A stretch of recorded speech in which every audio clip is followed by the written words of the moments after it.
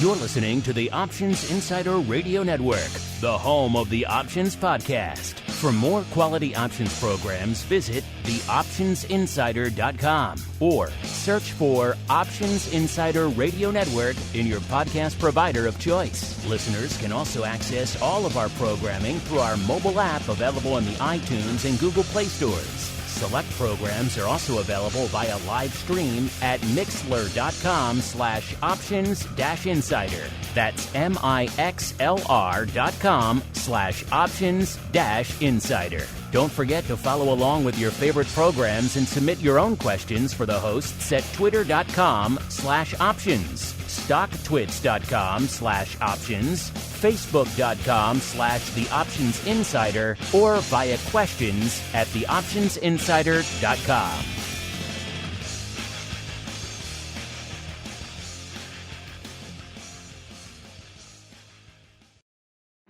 Bitcoin, Ether, Ripple, Litecoin, and more. Cryptocurrencies and other digital assets are taking the financial world by storm. This exploding market provides everything a savvy trader needs: volatility, volume, and liquidity. Provided you know how to find it. That's where we come in. Welcome to the Crypto Rundown. Each week, we'll break down the latest trading activity, trends, and developments on everything from coins to tokens, futures, and even OTC options. If it's moving the crypto markets, then you'll find it on the Crypto Rundown. This program is brought to you by Genesis Volatility, also known as GVol, home of institutional-grade crypto options analytics. Whether you're trading CeFi options or DeFi options, cryptocurrencies move. Use GVol Analytics to analyze implied volatility, model realized volatility, structure positions, and unlock alpha. For more information, visit gvol.io. That's GVOL.io. Now it's time to dive into the exploding world of cryptocurrencies and digital assets. It's time for the Crypto Rundown. All right, everybody. That music means it is time once again for the Crypto Rundown, the program here on the old network where we explore all the goings on in the world of crypto derivatives. We'll make a pit stop there in Bitcoin, maybe some ETH, maybe some Solana, and you never know. It's going to make it onto the show. That's why you have to tune in every week. My name, of course, is Mark Longo from theoptionsinsider.com. As well as, of course, from the ever-compelling, at least we tend to think so around these parts, Options Insider Radio Network. I'm pleased to be joined once again on the old program by Mr. Bill himself, Mr. Bill Ulivieri from Cenacle Capital Management, a.k.a. the blockchain advisor, a.k.a. the guy who's bridging the gap between traditional and digital investments. Mr. Bill, welcome back to the Crypto Rundown program, sir. Thank you, Mark. It's great to be back. Always to be with you on the show. All right, then let's dive right in. It is time for the Bitcoin Breakdown. It's time to explore the latest trending activity, trends, and developments across the world's leading crypto market. It's time for the Bitcoin Breakdown. All right, everybody, welcome to the Bitcoin Breakdown. It is spooky season. You know, we are recording this here on Halloween, listeners. So let's see if the crypto markets are obliging with a little bit of spooky and or creepy action out there. And actually, it's been pretty much mostly the opposite, except for a wee bit of a sell-off after our last show. On our last show, we were about 19,343. And then we dipped the next day on Tuesday, not down to about 19,273. So not even below 19,000. And then pretty much ever since then has been pretty much straight up, all the way up to the high on Saturday of nearly 21,000, 29.65. Then we dipped back down a little bit. As of showtime now, we're hanging out right around 20,449 when we kicked off the show. So, Mr. Bill, the markets are not playing ball. They're not being spooky. They're actually looking mostly green, sir. What's been lighting up your tape out there in the world of Bitcoin since we chatted last? Well, adoption continues. I find it interesting that, even though the market, the QQQs, the NASDAQ, S&P, had a lot of selling pressure in this last, season, the kind of before the season earnings announcements. Bitcoin kind of hung in there. Now, it's not quite as high as I would like. I think I'd like to see it above 21,000, 21,500. But for the most part, these cryptocurrencies, for the most part, made their lows in June. And it seems like they're either staying the same or they're eking out slightly higher lows. I find that very interesting. And so I don't know. I kind of think that the spring is being wound. It seems like risk is coming back on into the markets, like T-bills, treasuries. The market in general had a spectacular rally just the other, on I think it was Thursday of last week. So I'm very positive because risk on. Cryptocurrencies are risk on. Bitcoin is risk on. If we're seeing risk on come back into the market and the dollar begin to pull back, I think that's going to be an incredibly positive thing for the crypto space. There we go. Well, let's see if the rest of our analytics support that thesis. By the way, speaking of analytics, they're coming at you courtesy of our friends over there at Genesis Volatility. GVol.io is the place to go to kick the tires and light the fires. New coat of paint over there. They have been recently acquired, our friends at GVol, by Amber Data. So you can check out all of that. There's a link to the press release about it and what that means going forward and what they're planning to do to further improve the service over there. GVol.io is the place to go to begin that journey. And of course, if you went there right now, you'd see that the vol in Bitcoin is pretty much holding firm, which is something it hasn't done in a while. It's been mostly eroding week after week for the better part of the last month and change. And this week, actually getting a little bit of a tick up out there at about a 55.5 when we kicked off the show. That's about 2.5 points higher than it was this time last week. So that's the first bit of stemming of the blood, if you will, out there in terms of vol just has been eroding almost nonstop ever since it spiked back a couple of months ago. And in terms of the skew, we've also been talking for a while. We've seen that put bid mostly eroding. We kept saying, when are we going to finally maybe see maybe a bit of a positive skew again, or at very least a flat skew? And the answer to that is this week, listeners. We're seeing the skew coming at the start of the show is pretty much flat. That's up from about a negative 2.1 on last week's show. What does that mean? That means there's no market bid in either direction for the calls or the puts. So from an options perspective, at least, we're kind of hanging out and shrugging our shoulders saying, we don't know where we're going to go. We're probably going to go somewhere, but there's no bias or terror in one direction right now out there. Historically, Bitcoin was very call heavy. Everyone was just loading up on calls all the time. For the better part of this year, it's been mostly negative skew, which has been kind of interesting. It's also made a lot of strategies we've talked about and products you folks like to trade, like Bito, like, selling puts or the 1x2s out there, that kind of thing. Far more attractive, at least for right now. That skew is looking very flat. And in terms of what's open, what are the size? Well, before we get to the size positions, let's talk about the overall OI first over there on Deribit. And we're seeing October pretty much roll off the board. So as a result, we're seeing OI mostly down.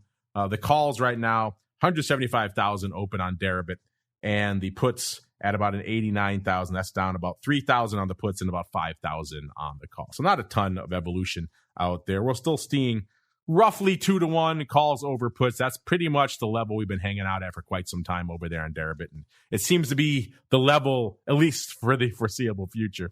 Bill, before I break down all the top positions out there, any of that surprise you out there? The fact that we're finally seeing a bit of a tick up in the vol out there in Bitcoin, people have been waiting for a little while. And also the fact that we're finally seeing the skew back to flat. Whether it'll stay there, I don't know. But at least for now, it's back from the heavy put bias we've seen for a while now, Bill. Yeah, I am surprised actually, Mark. We had this conversation, I think, last time or at least I was surprised that we never really saw a steep put skew in the S&P 500. The CBOE produces a ticker called skew. I think it's what it's called, SKEW. And it is a relationship between, the call slope and the put slope. And for the most part, it seemed like even despite the volatility we had in the market, the skewiness of the traditional option world really wasn't bid that high. It was kind of surprising to me. So I am surprised that Bitcoin is as flat as it is. And I'm especially with, the halving coming up pretty soon and the stock to flow ratio looking pretty good, risk coming back on. I'm not watching it incredibly close, but I am surprised, like you say. It seems to me that it should be coming back on again. We should see some upside participation in Bitcoin. Well, let's see what we are seeing out there from a size position perspective. These are the top 5 size positions open right now on Deribit, listeners. And again, we saw October coming off the board, so a bit of evolution out there. Number 5, we have the 30,000 strike with 12,300 contracts open. That's a newcomer to the top 5. So haven't seen that far out of the money really making its way into the top 5 in a while. So maybe that's a sign of what we have in store for us going forward. Maybe, as Bill was saying earlier, maybe some of that optimistic spirit coming back, or maybe it's just a sign of October rolling off the board, and this is what's left behind as a result. Either way, the 30K strike coming in at number 5 with 12,300 contracts. Number 4, we have the 25,000 strike, 13,900 contracts open there. That is literally unchanged on the week, so that's kind of interesting. No big evolution there. Clearly not a lot of October set up there because it hasn't budged. Number 3, the 22,000 strike, 14,800 contracts open there. It's up about 800. Number 2, we have the 19,000 strike. That's where we've been hanging out for a while. 14,800 there as well. So that's down 2,800. So technically, we actually have a tie for the 2/3 spot, both with 14,800 contracts open.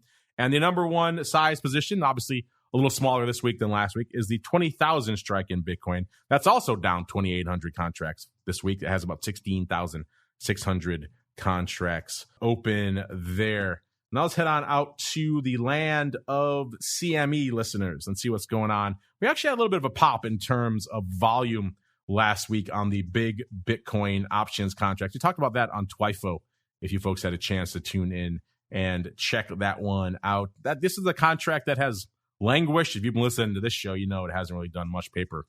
Since launch, some weeks you do 20 contracts, and we're starting to see a little bit more action out there. In fact, so far today, we've already seen 344 contracts going up in the big Bitcoin options over there at CME, which is a ton for one day. That used to be several weeks worth of paper, including 125 of the 17,000 puts in November have gone up so far today, and 61 of the 21,000 puts. So maybe a bit of a 1x2 put spread out there. Either way, intriguing stuff. And there is some OI on the 21,000 puts. Maybe they're rolling them down. Either way, interesting stuff here, and a fair amount of action. Let's see, in terms of last week, we can go out to there as well. There, 1,200 contracts went up last week as well. So a pretty active week. I mean, again, it's not Euro dollars or anything like that, or the E-mini S&P, but it's for the kind of numbers we've been seeing historically out of this product. That's actually a fair amount.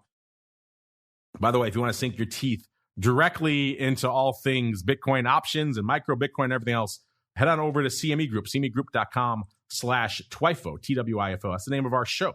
That's the name of our show we do with CME every week called This Week in Futures Options.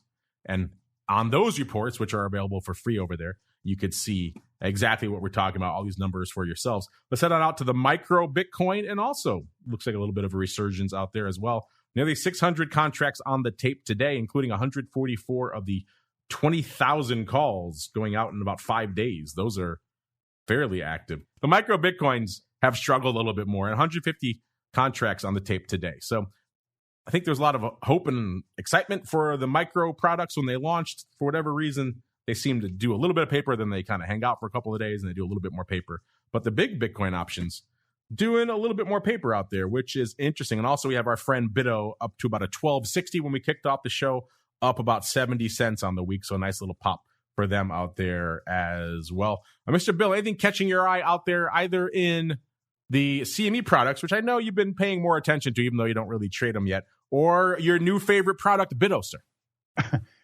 Nothing really standing out so much that's like hitting me in the face, other than this.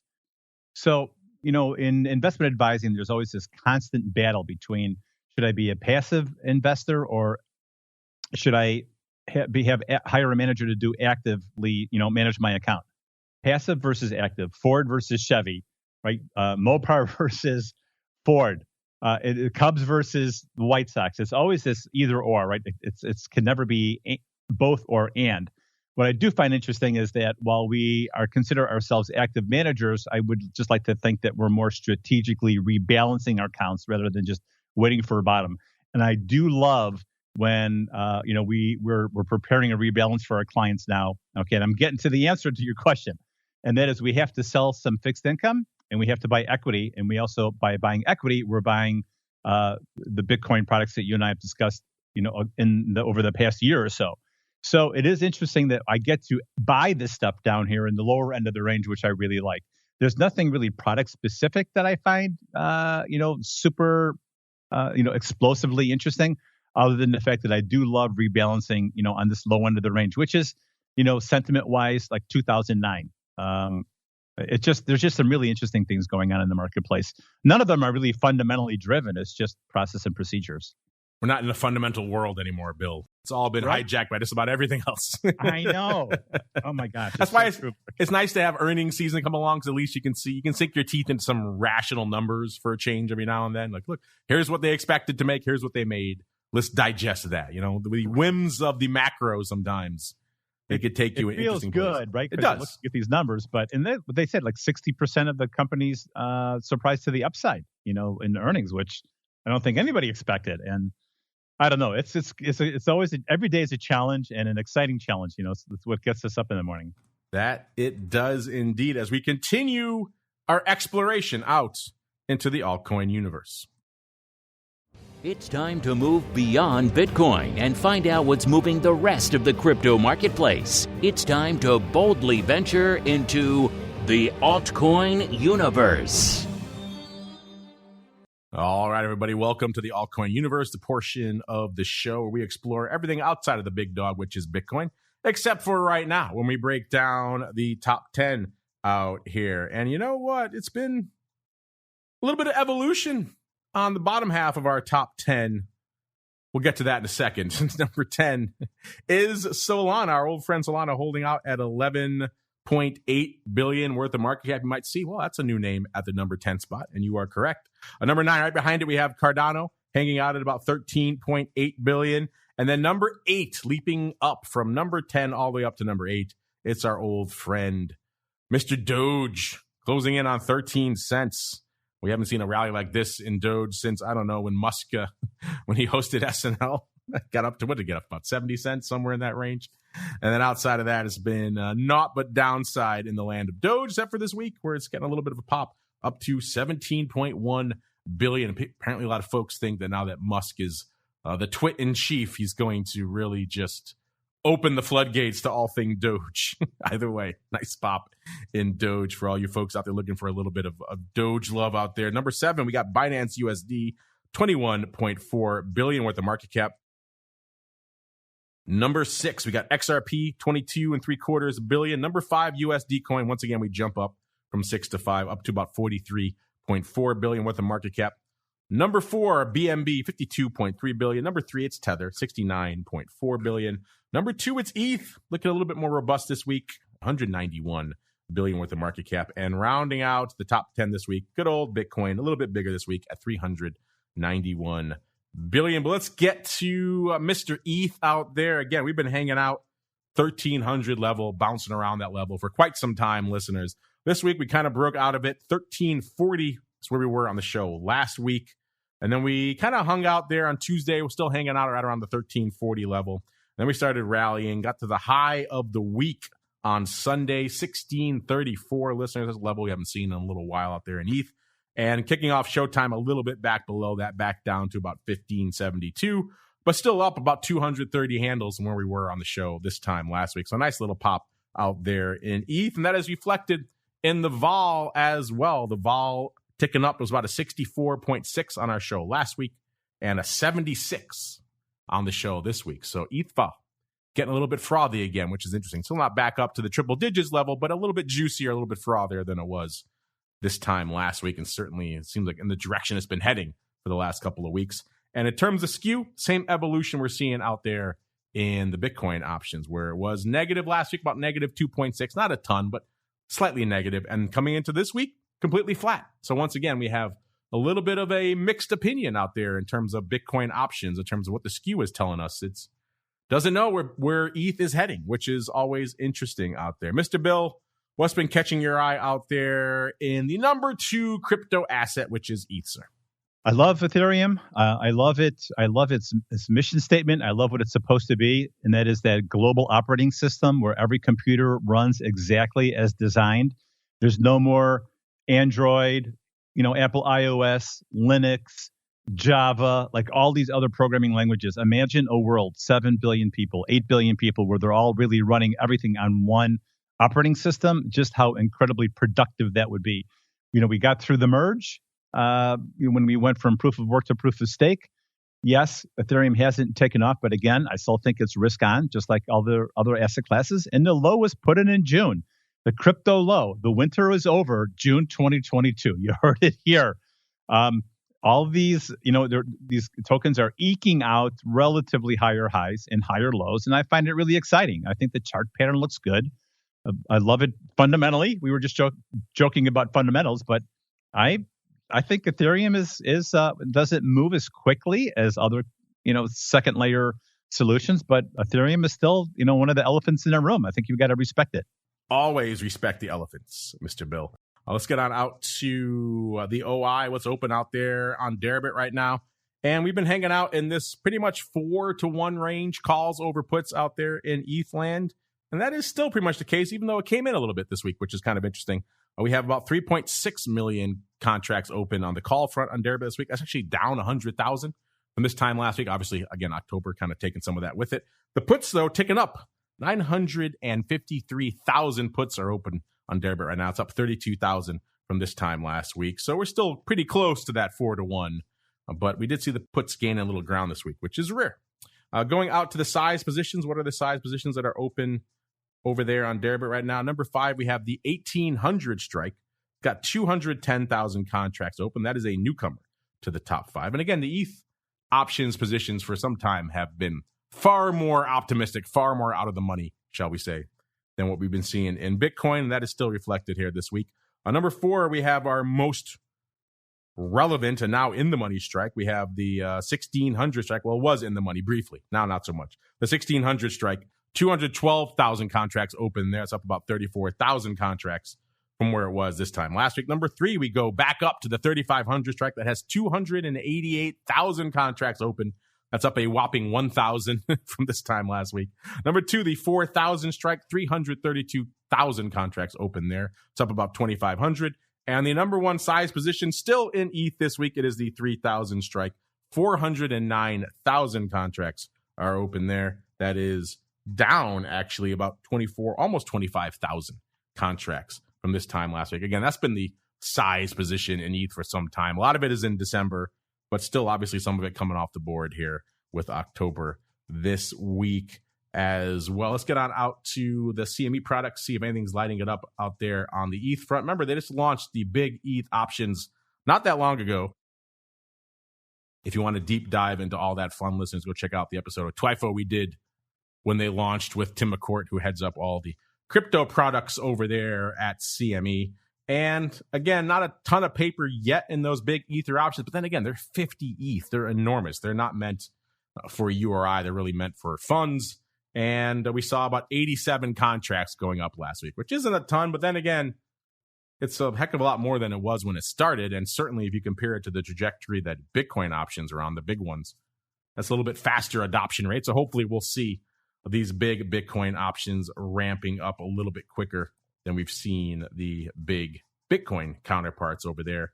And in terms of the micro side, the micro Ether has been an interesting product to watch for quite some time. It trades in these staccato bursts where it did about 11,000 contracts last week. Again, the big dog looks like last week were the 1,500 calls and 1,500 puts. So 1,500 calls going out on the 4th. And then we have the 1,500 puts going out on the 11th. So interesting stuff. Also, 12 half puts were pretty active as well. All of them doing about 500 to 600 contracts each. The 12 half puts are going out. Those are the regular November monthlies. But a lot of 1,500s, again, not surprising. We did blow through that strike. Looks like we got a little bit farther out going out to December. We also saw about 600 and change of the 2,000 calls. So some action there. It's like a 1,500, 2,000 call spread went up about 600 times on Monday. And then again, not much else for the rest of the week. That's kind of the problem that's bedeviling these products is they'll do paper and then they'll sit there for days and do not much. So we saw about 11,000 contracts going up last week. And so far this week, we have about 4,000. So actually a pretty active day today. That obviously be on pace for about a 20,000 contract week if they hold that pace up throughout the rest of the week. The big dog so far today, it is the November 1,500 puts doing 538 contracts. Looks like a 1,500, 15 half put spread went up 538 times. And that is the OI on both of those strikes as well. So it looks like they're probably taking off a put spread that goes out in about 11 days. But that explains why we're seeing so much paper going up so far today. But either way, a pretty active day. If we can keep this action up, that would be nice. So, Mr. Bill, we've added Solana to the show recently as well. I know you're big on ETH and you like your Bitcoin. Where does Solana rate for you, sir, in terms of the altcoin universe? I like it, Mark. It seems to have a really great following. It's a layer 2 solution to like the speed and transaction, the expense of putting things basically on an Ethereum contract. It's I would call it a competitor of Ethereum. But I'll tell you what, looking at the chart pattern, looking at how it looks technically, I think you got something here. I really do. I think it's very compelling. I think from a technical standpoint, it's trading around $32.35 per token. Maybe the low again was around in June, maybe 26, 27 a token. I think last month when we chatted, you asked me if there was any token in particular I loved, and I said all of them, right? All of them, because they all seem to really went through this huge washing out. Solana is exactly the same way in that perspective. High was what, 270, 260 a token. Now it's down in the 30s. So, it's had quite a pullback. And again, I think the crypto winter is over. And so I think Solana as a token, the tokenomics, Solana is a reputational issue in terms of layer 2 scaling and competing with Ethereum and high-speed transactions and how things are working. I'm pretty positive on Solana. Not that I'm not going to say I've done a super deep dive, but I'm saying what I know from it, and listening to again dozens of podcasts on crypto. Solana is a name that is respected for their platform and their development, the developer tools. Right, it's got to be easy to develop blockchain solutions. Otherwise, you're just not going to have scalability. You're not going to have that speed and scale that you need. So Solana seems to be solving that problem in terms of development tools and scalability.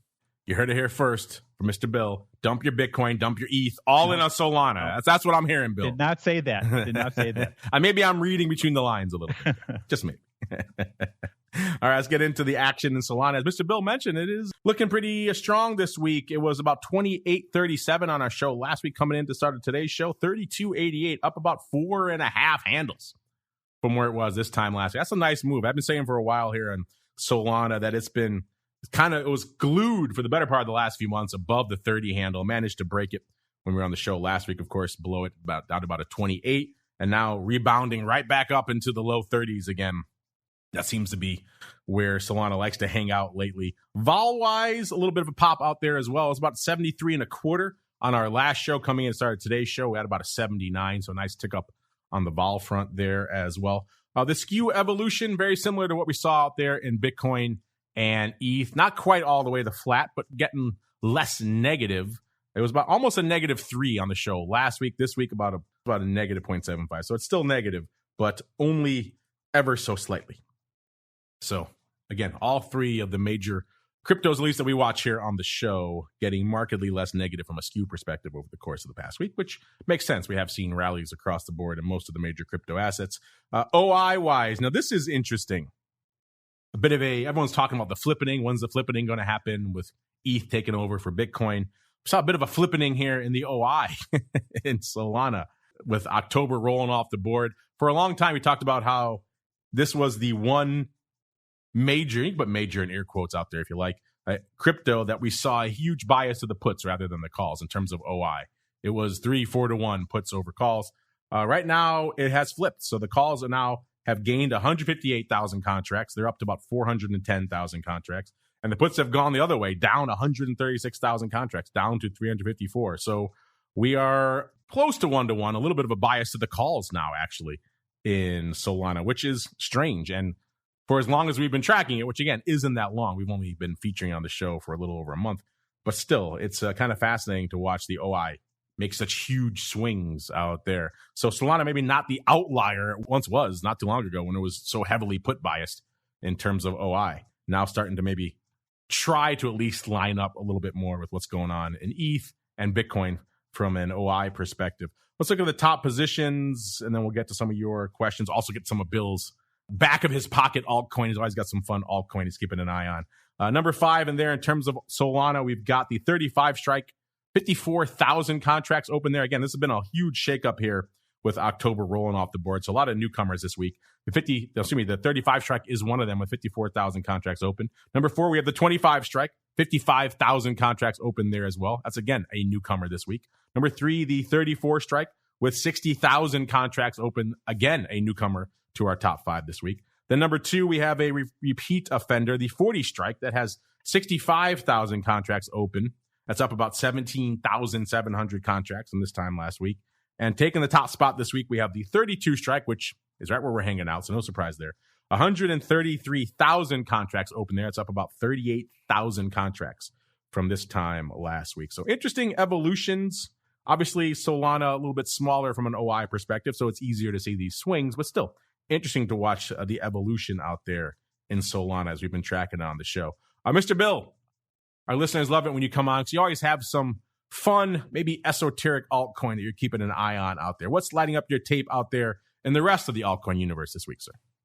Okay, so I have two tokens that I think are really interesting. The first one is Polymath. The symbol is POLY. Now, Polymath debuted in 2017, and I actually saw them at a Bitcoin conference in Miami back then. And I remember saying to myself, "Oh, this poor guy. I mean, he's trying to bridge the gap between traditional finance and the regulatory abyss into this pure white, the white snow that's never been driven on, like in the world of cryptocurrency." And it just seemed like not a very good idea at the time. But now I realize the genius behind it. Like you listen to Gary Gensler, the SEC chairman. You listen to how everything except Bitcoin is a security. Polymath is really this cryptocurrency. It's a blockchain company designed specifically for things that are considered securities and securities tokens. And it just dawned on me that this world of Bitcoin, the world of blockchain, this whole world of cryptocurrency is going to have to swim in the pool of regulatory compliance. And as much as we don't want it, as much as we hate it, as much it's like kissing your grandmother on the lips at Thanksgiving. It's just this nasty feeling. The truth is, in order for Bitcoin and crypto to survive, we have to be regulated. It's got to be done right. And Polymath, in my opinion, has this first mover adoption because that's the very core of their mission. Maybe the all-time high, I think, is maybe $2.30 a token ish. We have to double check that the all-time high there, but it's trading around 26 cents a token. And I just think that if it's true, what Gensler says, that every crypto is securities, and institutions want to maintain their regulatory compliance, and companies that want to list a token have to be compliant. They're not going to want to necessarily use like an ERC20 token of the Ethereum contract. They're going to use Polymath's specific token, which is they have their own ERC 1400. That's their Ethereum contract. Their communication protocol. Call it their governance token. Call it that way. So every time you want to, if you're a real estate investment trust, you're a Fortune 500 company. I'm not saying that Polymath is the only game in town. I'm just saying they have an interesting history where the foundation of their core business was to be, FINRA compliant and SEC compliant. I find that really interesting in this environment. So I kind of like Polymath fundamentally, and I like the fact that the chart pattern looks really great. Secondly, this one is going to require a little bit of a tin hat, if I could be so bold. And that is the president. There's a senator in Mexico that wanted to make Bitcoin adoption legal, as legal tender, just as El Salvador did. So I'm kind of asking myself, wouldn't it be interesting if everybody's talking about central bank digital currencies? What if Mexico actually put their currency on a blockchain? And I read an article, it just quickly came across my desk, that Coinbase actually offers, it's like Tether, it's like a stable coin, except it's tied to the Mexican peso. Now, wouldn't that be interesting? Since there's so much conversation about the US dollar being at 20-year highs and the euro dollar, British pounds, and Japanese yen, everything else getting trashed. What if these countries begin adopting stable tokens very easily. I mean, like it happens almost overnight, where you have 30 million Coinbase users decide that they want to get out of US dollars and into the Mexican peso, or you have 30 million, Coinbase wallet users want to get out of USD and Tether and into, some other country token. So the concept of blockchain and foreign currencies in a structure, kind of like a stable coin, collaterally backed, open, sort of transparent token, that's really cool to me. Like that really popped out at me last week or about 10 days ago. So those are my two things: Mexican peso / central bank digital currency, like Tether product, and Polymath because of the regulatory, embracing the regulatory framework. Peso and Polymath. I like it. As we keep on rolling right on into your crypto questions. You've got questions about crypto. Who doesn't? It's time to find out the answers to your crypto questions. Welcome to the Crypto Questions. I just realized I got ahead of myself, so really quickly, before we do your questions, let's pay off some of the rest of the altcoin out there. XRP kind of treading water this week, 45.4 on the show last week, 45.6 this week, so kind of unched on the week. We mentioned Doge popping nicely. It was 5.9 cents last week, 13 cents when we kicked off the show, so that's a nice little jump, a little over 4.5 cents on the week. Litecoin, 52.5 last week, 54.5 this week, so up exactly at $2 on the week. Cardano, 36 cents last week, 40 cents this week, up about a little over 4 cents. Polkadot, 5.89 last week, 6.69 this week, up about 80 cents. And good old Shiba even feeling a little bit of the love, getting back to one of the decimal points that it had lost slightly on the week. All right, let's get to your crypto questions. Let's go out to this one from Jake. Jake wants to know very simply, are there other Bitcoin ETPs outside of Bito and Grayscale? Well, Grayscale Trust, a little bit different. I'll let Bill fill that in because, of course, he's Mr. Grayscale. He loves it. Bito was kind of the first mover advantage in terms of, an ETF that was really approved and allowed to be traded here in the U.S. So we got all the thunder, but there were some others that came out not that long after it. Actually, the Valkyrie ones are the biggest ones, and I'm trying to remember their. Here we go. So the Valkyrie Bitcoin Strategy ETF is ticker symbol BTF. They also have a Bitcoin miners and others, but the Valkyrie one came out shortly after Bito, and it seems like nobody really cared. It was just all Bito all the time. Bito is doing the volume. Bito got all the headlines. Bito is doing the options paper as well. So there are others, from a liquidity and depth perspective, I think, and also tracking. I haven't looked at the Valkyrie fund and how it's doing from a tracking perspective, so I can't really speak to that. I have looked at Bito, and it has surprised me, as I mentioned before on the show, how well it's doing. I thought it was going to get run over from a roll yield perspective, and that has not been the case, so that's interesting. But others do exist. Valkyrie is the one that really leaps to mind in terms of another one that has been approved and is trading out there, but again, doing less size. Mr. Bill, any others you can think of? Have you played around with these Valkyrie ETFs anymore? Do you have any thoughts on them? And anything else out there outside of Bito and Grayscale when he's talking about things he could put in his securities account? No, I can't say that I've checked out the Valkyrie because, I'm pretty slow mover, right? Like I find what I like what I like, and I kind of stick with it. So you've, with your help, have moved me to be more open to the Bito products for sure. But I did recently attend a conference for investment advisors, and the company Bitwise was there. And they have what they call the Bitwise Crypto Industry Innovators ETF. That symbol is BITQ. And I find that kind of interesting because it doesn't hold crypto per se, but it holds those companies that are in the cryptocurrency space. Like Coinbase it has an 11% allocation of Coinbase, 10.89% to MicroStrategies, 9.84% to Silvergate Capital, which is like a bank, Riot Blockchain, mining companies, Marathon Digital, Bakkt Holdings, and the list goes on and on. So some of them are very small, low capitalization companies, but they also hold names that we're pretty familiar with. CME Group, Interactive Brokers, Visa, NVIDIA, Signature Bank, Block. These are all companies, Mark, you and I are already familiar with. And so because with familiarity brings comfort. So you read these names and you're like, hey, this has got, 1.3% of advanced micro devices. Maybe that's Why? Because you need chips to do crypto, right? And while NVIDIA and AMD have gotten hurt from probably some of the, not only just from the technology side, but all of the technologies in asset class, but if the government's going to make Bitcoin mining or cryptocurrency mining an ESG problem, like a green energy problem, then you're not going to have people buying 30 GPUs at one time. You're just going to move back to a business model where you've got a teenager in your basement buying one NVIDIA card for their video game. So that's going to hurt their revenues if you don't have proof of work. Yeah, it's a fascinating space. I'm just looking in some of these Valkyrie prospectus and things while we're talking here. So I haven't checked in on it in a little while. It's holding the futures like you would see with Bito and some treasuries. So that's pretty much what you come to expect.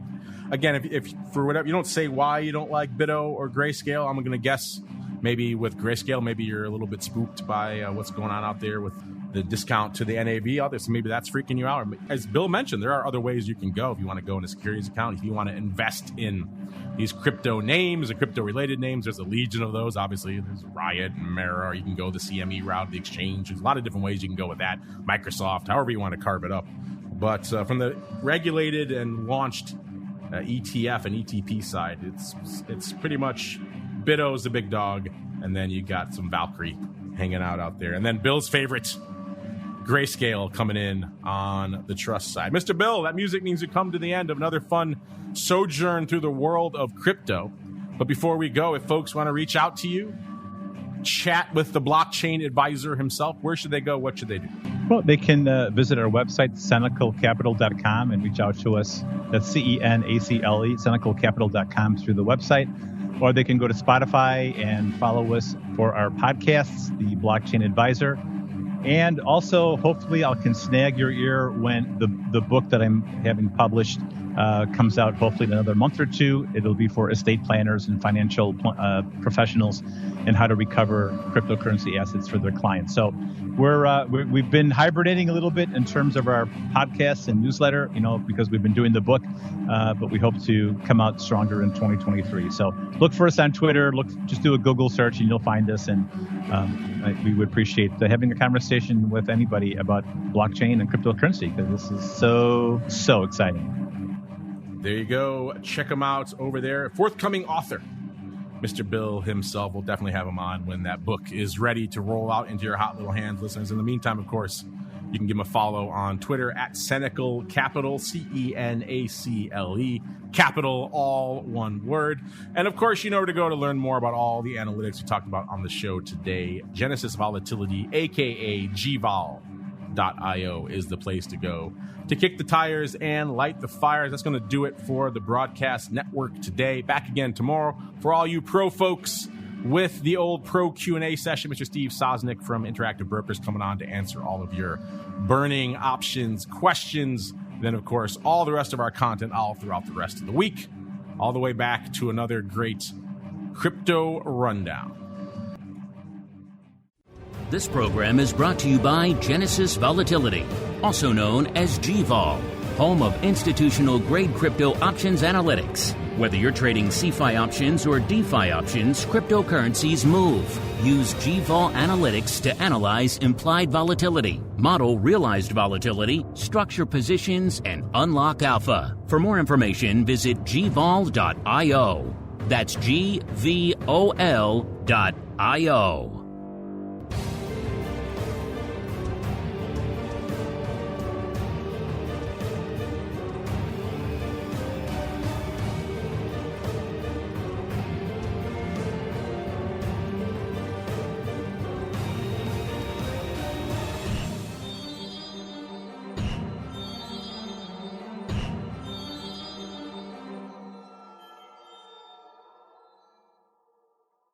You're listening to the Options Insider Radio Network, the home of the Options Podcast. For more quality options programs, visit theoptionsinsider.com or search for Options Insider Radio Network in your podcast provider of choice. Listeners can also access all of our programming through our mobile app available in the iTunes and Google Play stores. select programs are also available via live stream at mixlr.com/options-insider. That's mixlr.com/options-insider. Don't forget to follow along with your favorite programs and submit your own questions for the hosts at twitter.com/options, stocktwits.com/options, facebook.com/theoptionsinsider, or via questions@theoptionsinsider.com.